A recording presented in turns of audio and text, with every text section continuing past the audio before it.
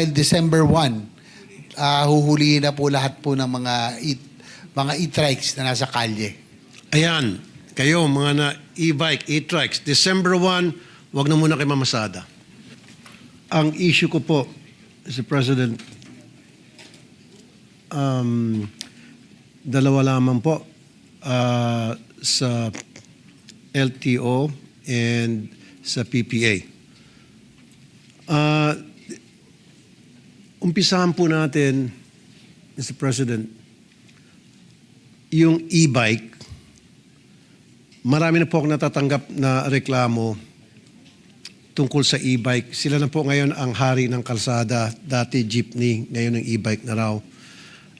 Ano pong programa meron ng ating LTO para ma-regulate po itong pagdami ng e-bike? Again, don't get me wrong, I don't have anything against sa e-bike. Ito po ay ginagawang hanap buhay ng iba nating mga kababayan. Sabi nga nila, kaysa naman magnakaw, nakakapirwisyo ng konti, at least may kumikita, nakakatulong sa pamilya, etc. Pero lumalala po yung problema sa e-bike. And itong mga nag-e-bike, of course, nagsasakay sila mga pasahero, walang mga lisensya. At of course, dahil hindi sila rehistrado sa LTO, wala din po silang mga insurance, third-party liability. So kapag sila po ay nakasagasa, then sorry na lang. Ito ba, itong issue sa e-bike, ito ba ay binibigyan atensyon ng ating LTO, Mr. President and Mr. Sponsor?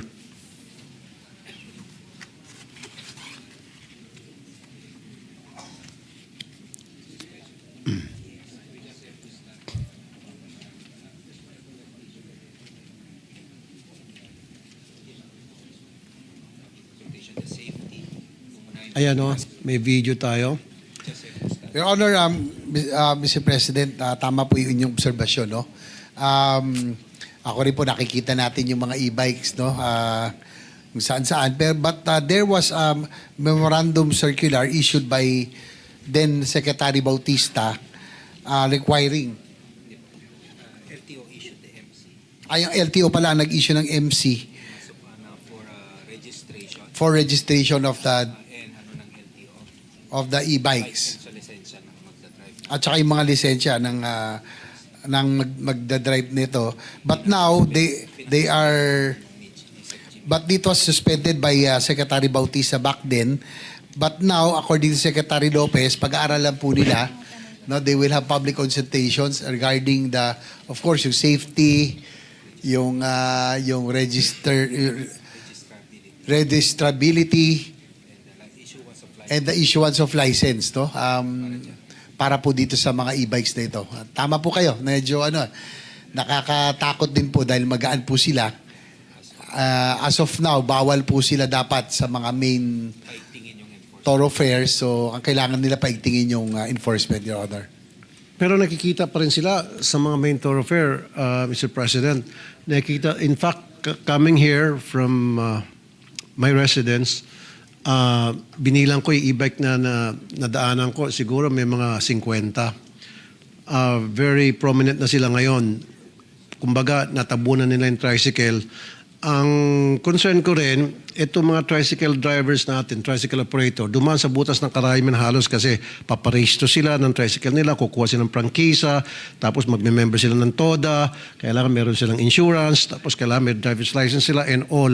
Samantala itong mga e-bike na mga operator, nada. Bibili silang e-bike, after that, pasada na sila, game na. So, nababawasan din ang kita nito mga legit na tricycle operators and drivers. Mr. President.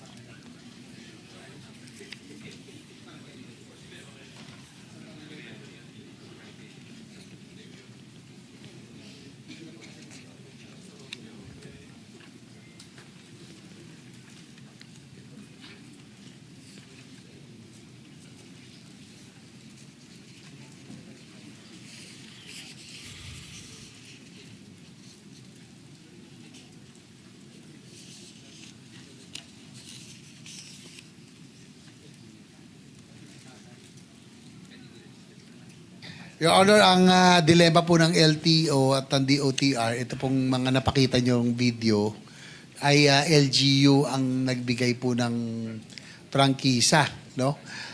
Pero as far as LTO is concerned, hindi po sila registered at hindi po sila dapat dumaan ng main thoroughfares. Pero for leeway, pinapayagan po sila sa mga barangay, sa mga subdivision, hindi po sila dapat dumaan ng main thoroughfare, Your Honor. But that's main thoroughfare, Mr. President. Kasi kita mo naman, lahat ng whether light or heavy vehicles dumadaan, so that is considered as main thoroughfare. And tapos 1, 2, 3, 4. Pag 4 lanes na kalsada, that should be considered as main thoroughfare at dumadaan po sila. And then wala po mga driver's license yan. According to LTO, they will now apprehend. Kasi po, LGU po ang nagbigay ho yata na pahintulot. Pero as far as LTO is concerned, hindi po dapat payagan, no, sa main thoroughfares. Maging fair po dapat tayo. Wala pong kontra dito sa mga e-bike operators. Pero bakit hindi ho tayo makipag-coordinate sa DILG para yung DILG kakausapin tong mga LGU, magkakaroon ng instructions, magkakaroon ng agreement between LTO and LGU para malaman nila, magdi-design sila ng programa na ma-regulate na maayos itong e-bikes na hindi naman po mamamatay yung mga traditional tricycles natin. Na itong mga tricycle drivers na nakausap ko, sila po yung nababawasan ng kita. And yet, sila ay magme-member ng TODA, tapos sila po may nag-iintriga pa sila ng kita, tapos meron silang insurance, driver's license, etc. Itong mga e-bike operators, bibili sila ng e-bike dyan, and then after that, punta lang sa LGU, and then pasada na. So siguro it's about time na pag-isipan po natin na obligahin natin itong mga e-bike drivers, operators, na kumuha ng driver's license. If not, siguro apprehend sila or pagsabihan po itong LGU. Your Honor, according to Secretary Lopez, papasalamat po sila sa inyo pong paglabas nito pong sa inyo pong suggestion. They will coordinate with the DILG and the LGUs, and they said that they will comply, no? They will apprehend ito pong mga e-bikes kasi tama po kayo, dapat maging patas lamang dahil yung mga tricycle may prangkisa, no? Meron po silang boundary at lahat sumusunod po sila. At nababawasan din po yung kita. Dapat lang humaging patas. And they have the commitment that they will comply. Yung pong inyo pong mga request.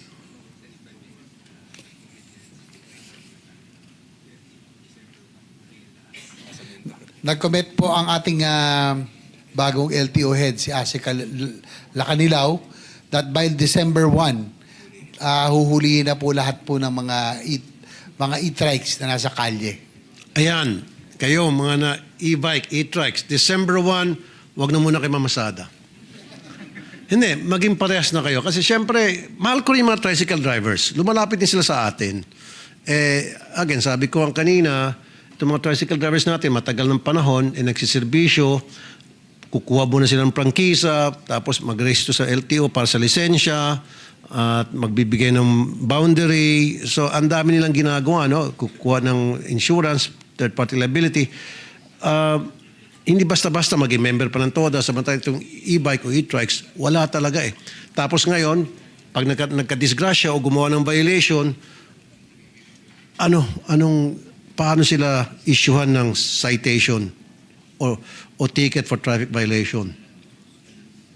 Okay, matanong ko lang, ngayon kasi December 1st, yung mga in the past and then in the coming days until December 1st, pag nagkaroon ng violation ang isang e-bike driver, sino ang magtitiket sa kanila at ano ang ticket na matatanggap nila? Wala naman silang driver's license, karamihan sa kanila. So ano ipapakita nila doon sa apprehending officer?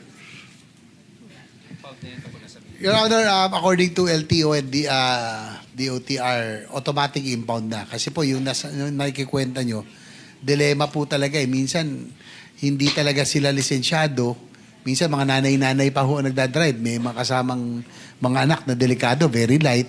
So, yun po ang sabi ng LTO from now on. Talagang dapat ho, pag nasa main thoroughfare especially, talagang automatic impound na po nila. Yun. Again, ulitin ko, wala akong problema doon sa e-bike o e-trike. Siguro sa loob ng subdivision, why not? Pero once na humalo ka na doon sa mga regular traffic, meaning sa mga kalsada na nandun yung mga heavy, light, and medium vehicles, dapat wag na silang pumunta doon. So starting December 1, ito'y para malaman ng lahat ng mga e-bike operator o driver o e-trike, whatever you call them, then by December 1, wag na. Tama po. Wag na kayo Basta po, main thoroughfares, bawal na po talaga sila. Dahil siguro bibigyan natin ng leeway sa barangay o kaya sa mga subdivisions. Pero sa main thoroughfare ay talagang hindi na po sila papayagan. So siguro ang LTO ay magbibigay ng notice sa LGUs through DILG para ipaalam, para hindi na natin magugulat. Baka magulat na naman itong mga e-trike o e-bikes operators o drivers. Teka muna, pinanghuli kami, hindi namin alam yan. Yes, Your Honor. Secretary Lopez said that they will comply by tomorrow. They will write the DILG and also inform the LGUs. Okay. Gusto ko lang malaman, so after December 1, anong sunod na mangyari? Kawawa din naman itong mga bumili, nag-invest sa e-trike. So ano yung programa meron ang LTO for this group of transport operators?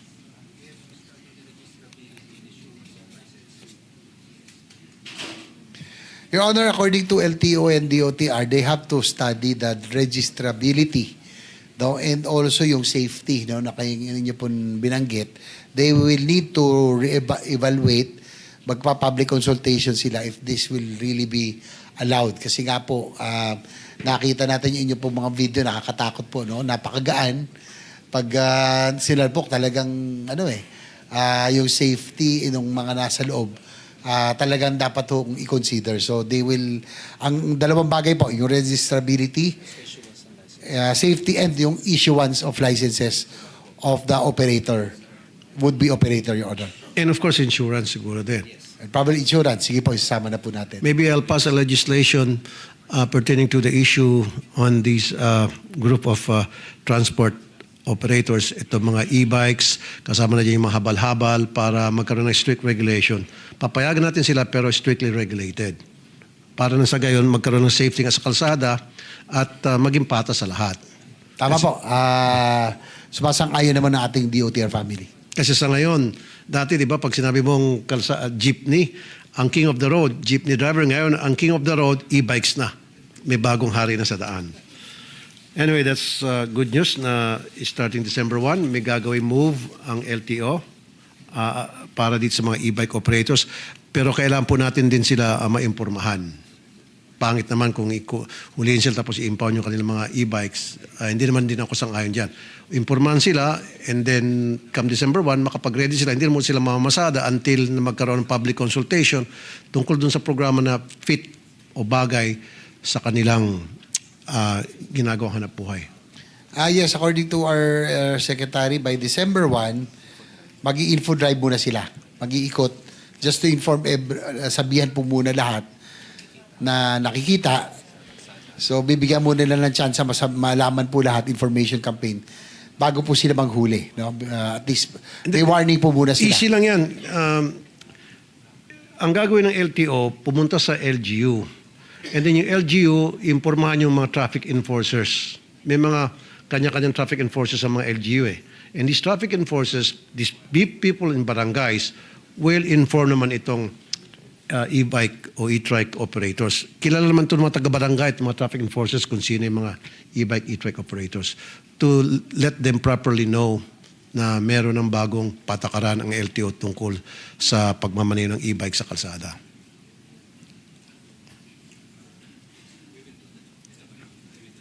Yes, I honor Secretary Lopez that they will really coordinate with the LGUs as well, aside from the DILG.